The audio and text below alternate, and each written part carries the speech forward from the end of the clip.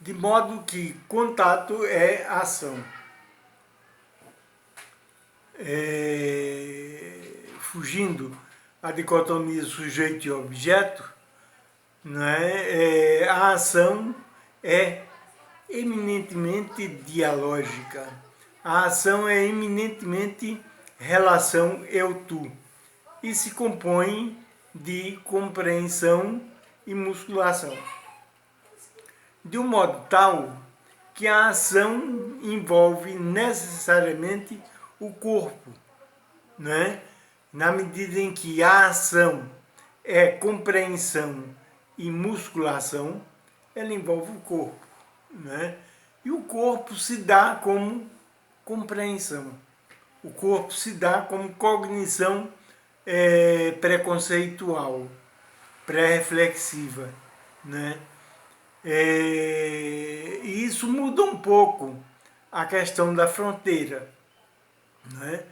Porque a fronteira da ação, né, em específico, é o limite da ação, é o limite entre a ação e a não ação. Quer dizer, a ação que é do modo ontológico de sermos e a não ação que é do modo ôntico de sermos, né? O limite da ação, né, passa a ser, então, a fronteira da ação passa a ser a fronteira entre o ontológico e o ôntico, né?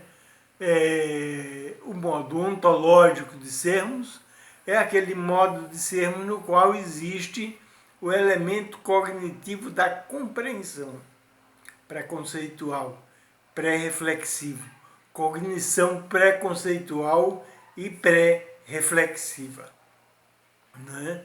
E o limite entre o ontológico e o ôntico é exatamente o limite entre a compreensão e a não compreensão. Ou seja, o limite entre a compreensão e a explicação, a compreensão e a percepção, né? Quando nós encaramos a ação dessa forma, assim se caracteriza a fronteira, o limite da ação e o limite do contato, né? Então, quando nós pensamos o contato na sociedade contemporânea, ou especificamente a ação na sociedade contemporânea, né?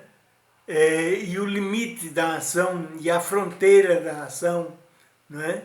Realmente nós encontramos uma situação problemática, né? Porque, como nós dissemos, a ação é da esfera ontológica. A ação é ontológica, né? Não é ôntica, né? O comportamento é ôntico, mas a ação é ontológica.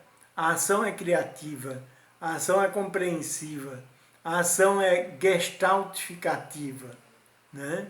Envolve o corpo de um modo criativo, né? E envolve a compreensão de um modo criativo, né? Então nós vemos uma tendência sistemática a um decréscimo da ação, né? E na medida em que há um decréscimo da ação, há uma hipertrofia do comportamento. Ora, comportamento não é ação, né? Mas nós presenciamos uma hipertrofia do comportamento e uma redução da ação. Não que a ação desapareça ou vá desaparecer, porque a ação é ontológica, né? A ação é constituinte do ser humano e a ação faz parte da existência humana. A existência é ação, né? Em específico. Isso é muito específico, né? Porque quer dizer que o episódio existencial em específico é ação, né? De modo que não vai haver um desaparecimento da ação, né? Mas acontecem vários tipos de perturbação da ação e uma redução sistemática da ação. E isso em privilégio do comportamento. Se privilegia o comportamento, né? A gente poderia dizer assim, o comportamento é comporto, né? E esse porto do comportamento é o passado, né? A ação é um desportamento, né? Porque a ação não tem um porto. A ação é exatamente sair do porto, metaforicamente falando, né? Quer dizer, a ação é mergulhar no pré-reflexivo e navegar o pré-reflexivo, né? É uma errância pelo modo pré-reflexivo de sermos, né? De modo que na ação nós não temos o porto do comportamento, o porto do passado. E isso é o mínimo, não é? Porque, em particular, a ação é gestaltificativa, né? Quer dizer, a ação é criativa, né? E em sendo criativa, a ação se distingue basicamente do comportamento, porque o comportamento não é criativo, né? O comportamento é repetitivo, não é tensional, não é intencional, né? Então, o que nós observamos é uma redução da ação e uma hipertrofia do comportamento, muitas vezes simulando a ação, né? A simulação é um procedimento comportamental, né? Mas muito disseminado, né? De privilegiar uma simulação da ação, né?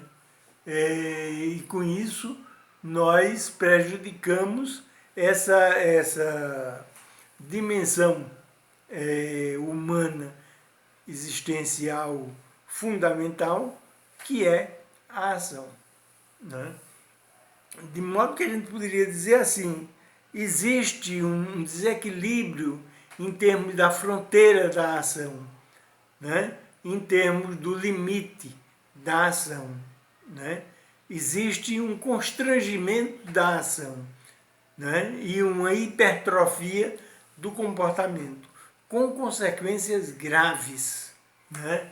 Quer dizer, muito do que se entende, o que se poderia entender como uma psicopatologia, advém desse tipo de inversão, de hipertrofia do comportamento e de redução da capacidade de ação, né? Só esse processo, né, permitiria muita elaboração em torno dele, né? Gestalt, basicamente, é um método que estimula a ação, é um método que propicia as condições da ação, né? Vale dizer que propicia as condições da criação, na medida que a ação é o vir a ser de algo que não existe, né? Então, nesse sentido, nós poderíamos dizer que a sociedade contemporânea se marca por uma padronização excessiva, né, que privilegia o comportamento e desprivilegia a ação, né? Em todos os níveis, nós vemos que a ação é descartada, desprivilegiada, desvalorizada, né? Enquanto que o comportamento ele é hipertrofiado, né? Existe uma diferença essencial, ou existem diferenças essenciais entre ação e comportamento, né? Nós poderíamos passar dias e dias ou dedicar vários cursos a essa distinção, né? De um modo geral, nós podemos dizer que a ação é preconceitual e é pré-reflexiva, né?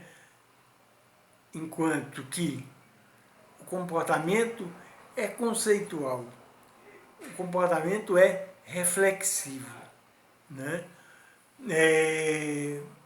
Isso quer dizer muita coisa, né?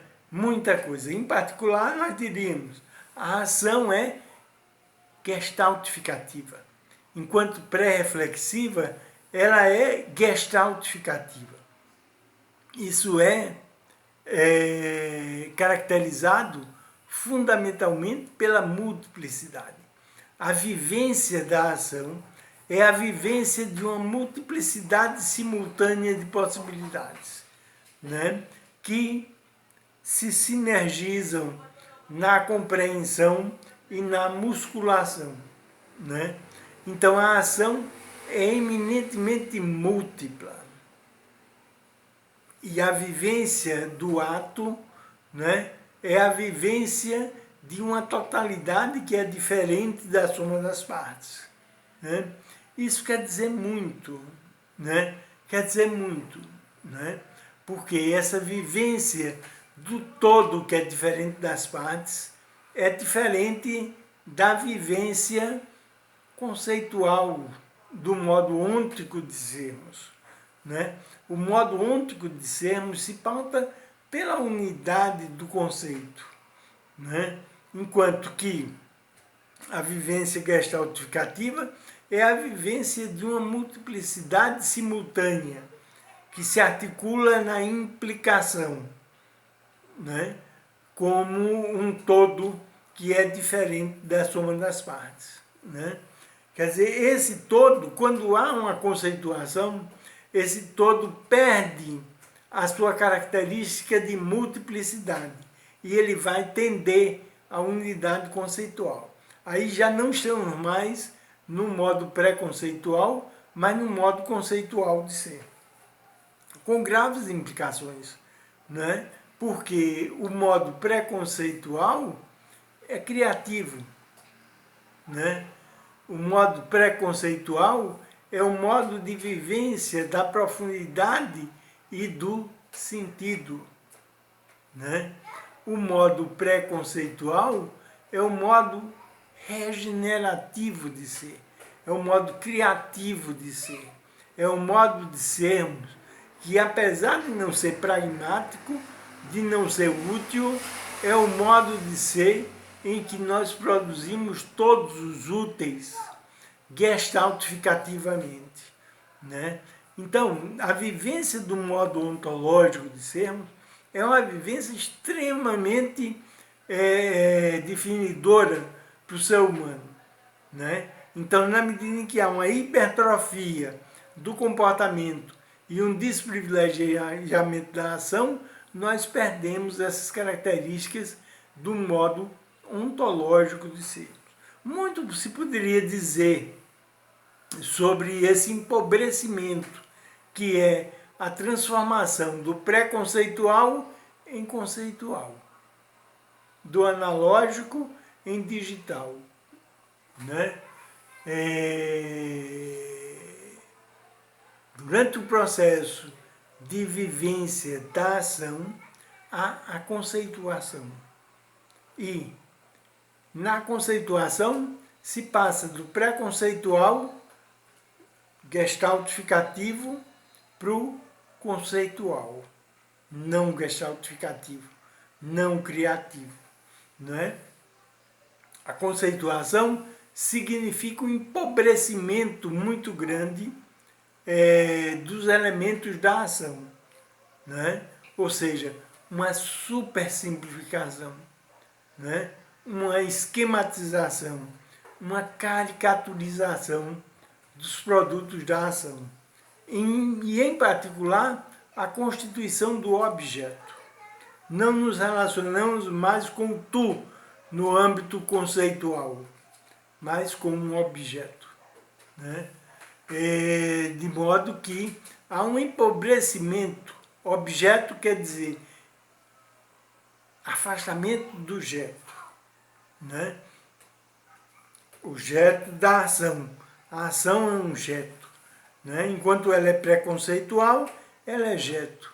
Passa pela conceituação, ela passa a ser dejeto, porque ela passa a ser objeto, sujeito, né? Quer dizer, com um empobrecimento, principalmente em perda de possibilidade.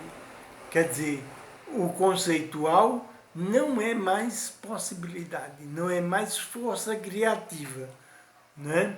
E o conceitual apenas se repete, né? Então, o que nós podemos dizer é que na sociedade existe uma redução da ação e uma hipertrofia do comportamento. Uma redução da ação que é pré-conceitual e uma hipertrofia do comportamento que é conceitual, né? Isso leva a um empobrecimento da vida, isso leva a uma corrupção da vida, né? Porque a vida passa a se constituir na ausência de suas possibilidades, na ausência de sua riqueza criativa e de sua riqueza de sentido, né? De modo que existe uma perda muito grande em termos antropológicos, né? E a sociedade